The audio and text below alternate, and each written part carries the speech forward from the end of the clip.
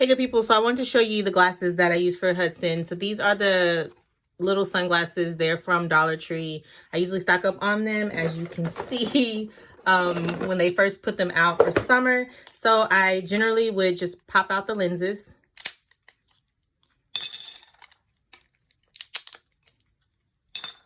And then I would set that pair down. This pair isn't broken, but if it was, this is what I would do. Pop out the lenses on his frames.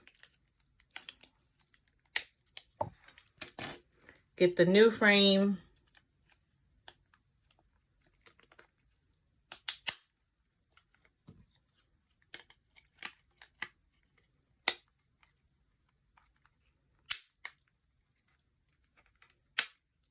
And voila, we have the old frame and the new one.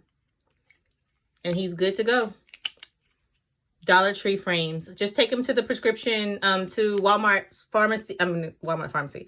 I just take them to Walmart Vision Center and have them cut the frames. The lenses one time. He actually needs some new lenses. These are scratched up. He needs to go get his eyes checked and we get some new ones, but that's how I do it. And then he just has like I said, different colors. Like he has some red ones, some light blue ones, but these are his two favorites. These two right here.